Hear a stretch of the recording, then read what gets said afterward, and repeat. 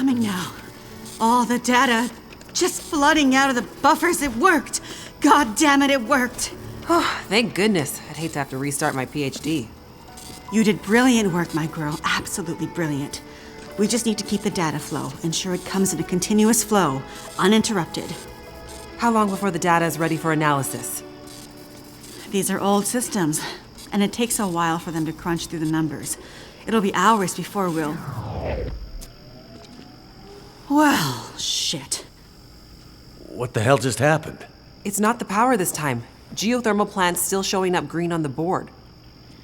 Some kind of overload or emergency shutdown. What now? Now we do this the old-fashioned way. We start combing through the numbers. I'll get us some light.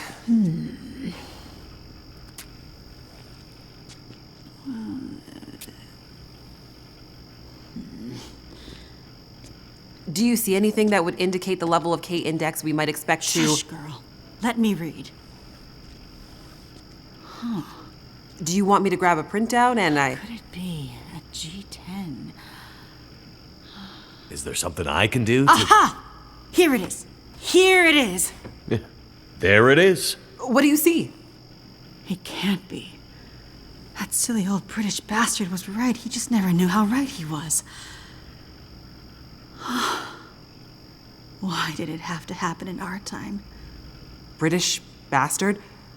Please explain. For you to fully understand would take more time than we have. I'd have to go back more than 150 years. I like a good story. I think we deserve some answers. Very well. In 1865, a British scientist and naval officer was tasked with supporting the research of a scientific team, seeking to create a kind of communication that could travel over the air. The Admiralty felt that dependence on the telegraph was holding them back. This Navy man was inspired by stories he'd heard about the Carrington event 6 years prior. At the time, the largest geomagnetic event ever recorded. He had heard that the abundance of static electricity in the air had powered telegraph lines, even after the operators had unplugged them. Fires broke out due to this geomagnetically induced current. It got him thinking. This scientist's research led him all over the world, and he began to piece together a picture of the Earth's geomagnetic profile, and something about the operation of the sun and its effects on the Earth's magnetic field. Remember, this was 150 years ago, and well before they had the equipment to prove any of this. But a theory began to take shape in his mind that suggested the sun went through cycles of geomagnetic activity, waxing and waning, but sometimes spiking inexplicably in dramatic ways. The historical record held evidence of many of these events, but in pre-industrial times, the impacts were more subtle. Even in the mid-1800s, there wasn't enough power infrastructure to really feel the impact of these spikes, so it wasn't of grave concern. But the growing dependence on telegraphy suggested this shouldn't be ignored.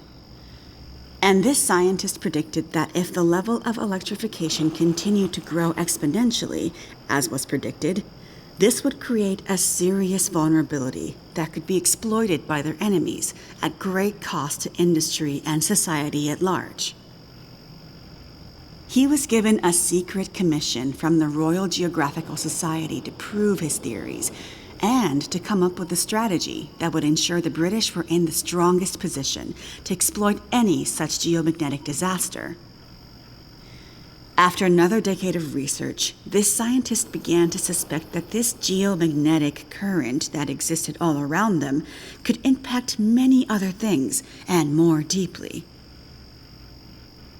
He began to study migration patterns of animals and gathered evidence of whale strandings, bird die-offs, and other unexplained mysteries relating to animals' innate abilities to navigate vast distances with great precision without the benefit of modern tools or equipment. Eventually, he knew he had to travel north to the Arctic to really test his theories. And in December of 1865, he took a ship and a crew of Navy scientists and mariners in a specially commissioned research vessel, a modified bomb mortar ship, fashioned after the Terror and Erebus from the ill-fated Franklin expedition. His ship was named the HMS In Tenebris, and he took it and a crew far above the Arctic Circle, along with an array of unique recording equipments he had crafted himself, with the hope of collecting data to support his theories. This scientist and Navy man was Captain Edmund Wintermute. The word in Mackenzie's secret message.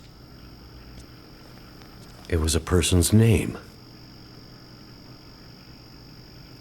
Wintermute's mission was to collect data near the Arctic Circle, and he and his crew were also tasked with the goal of resupplying a small Navy research outpost that had been set up as part of Wintermute's program the year before. Some of the crew on Wintermute's ship was designated as relief for the outpost crew, and Wintermute was meant to bring the replaced men home to their families.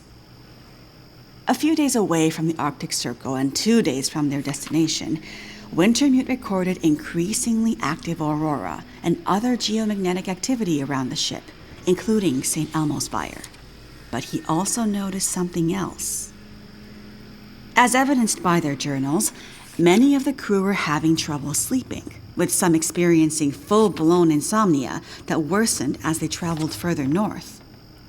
Some were also beginning to forget things, their journal entries occasionally slipping into childlike language or outright gibberish. 2 days out from their destination, the night watch rang the ship's bell to announce a man had gone overboard. The man, an experienced mariner, had been observed to simply walk off the deck of the ship. By all rights, a calm and dependable sailor. This event shook the crew's morale. Wintermute did his best to keep them focused, but he was still inexperienced as a ship's captain, always more the scientist than sailor or Navy man, and he could tell the men were increasingly becoming anxious, even distrustful. Walked off the ship and straight into the water. Exactly, but things got even stranger after that.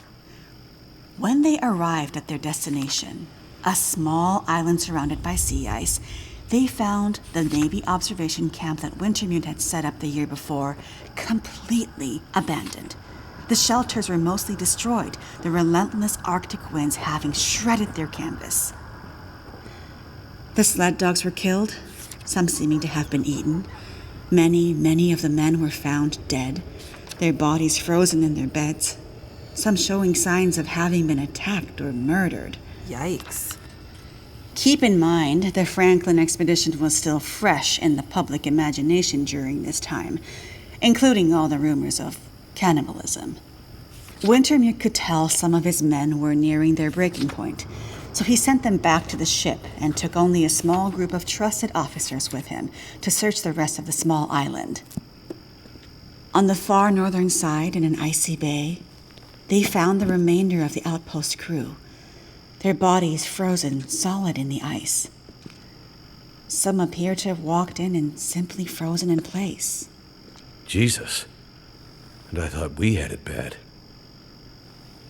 Not wanting to completely abandon his research, but also recognizing the fragility of his situation, Wintermute kept a small group of trusted and hardy men with him.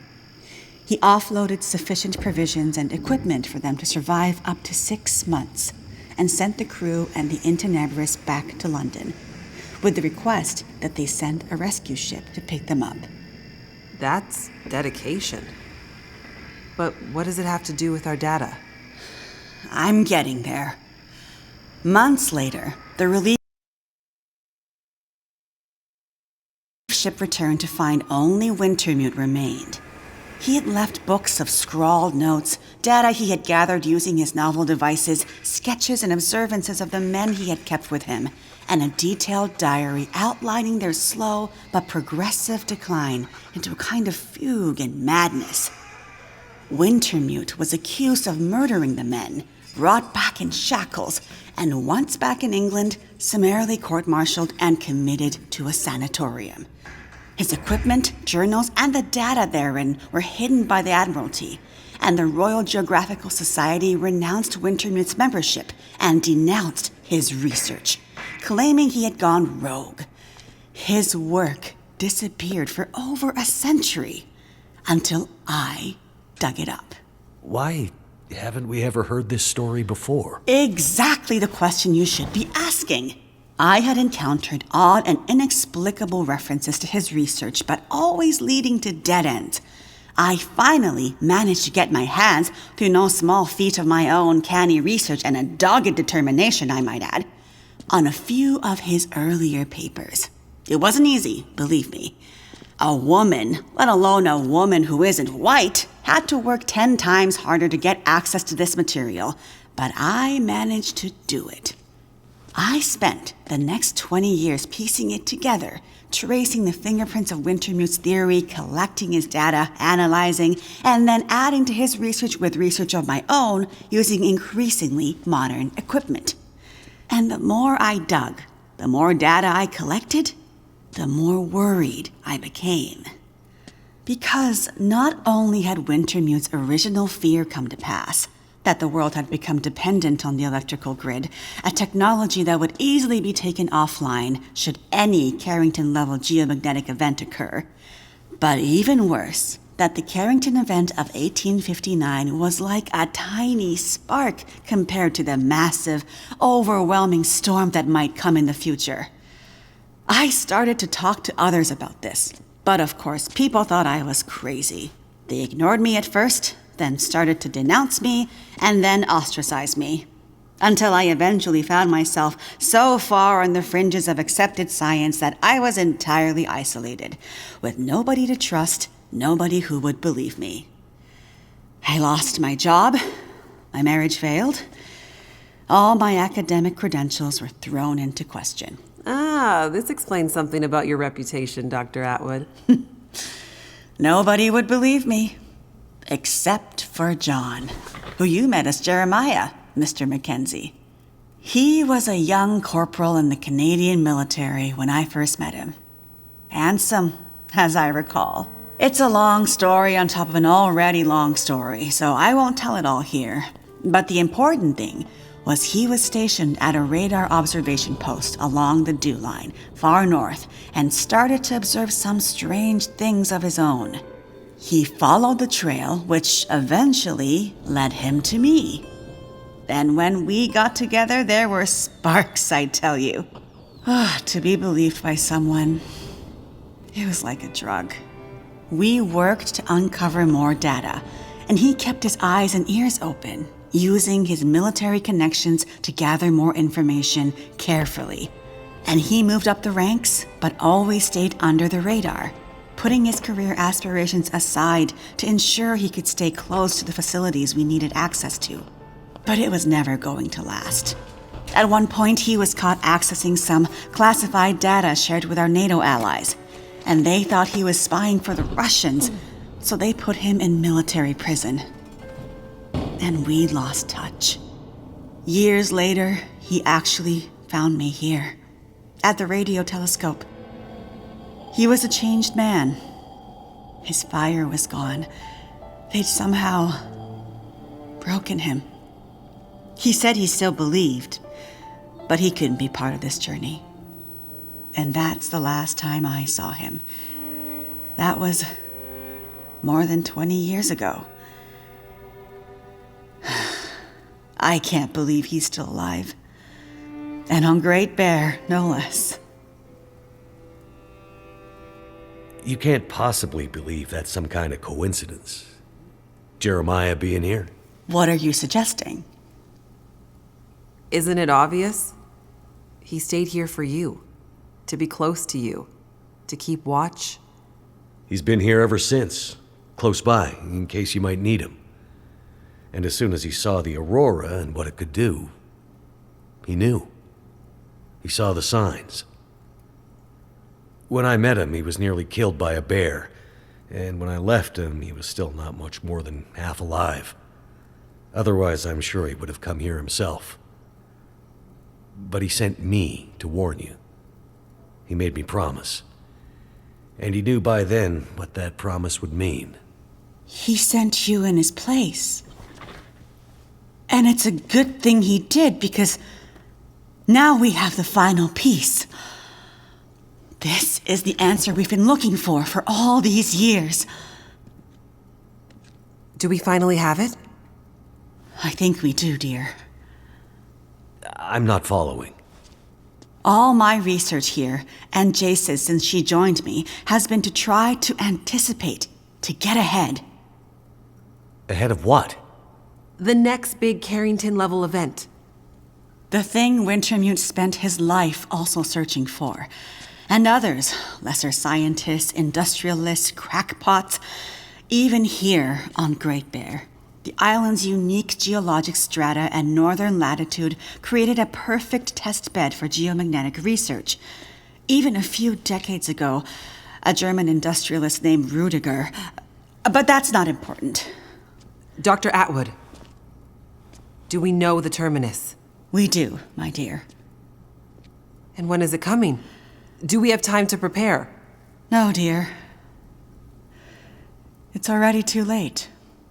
It's already started.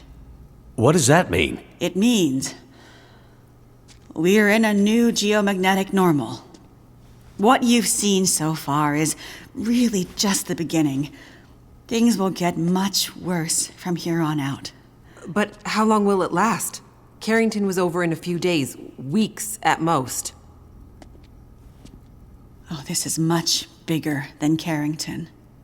How long, Doctor? I hesitate to say. With the data I have, I can only offer a vague range. 40 to 400. Hours? Days? Years. Wintermute tried to warn us 150 years ago, but nobody listened.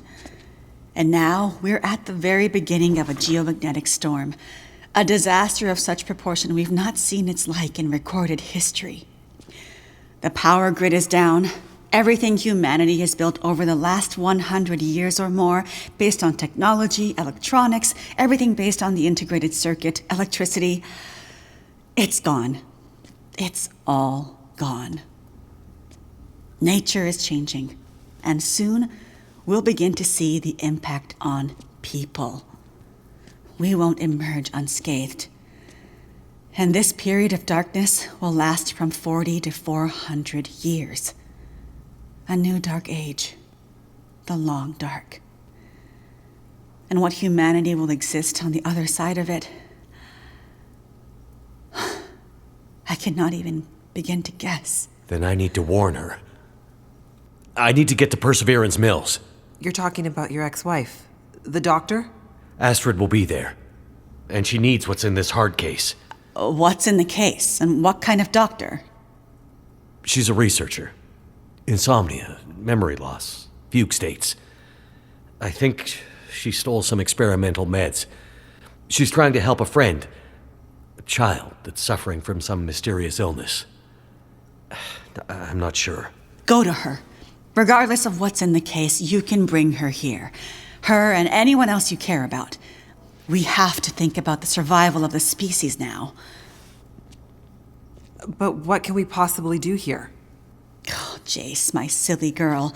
Have you forgotten what this facility is built on? I just know it's some government thing.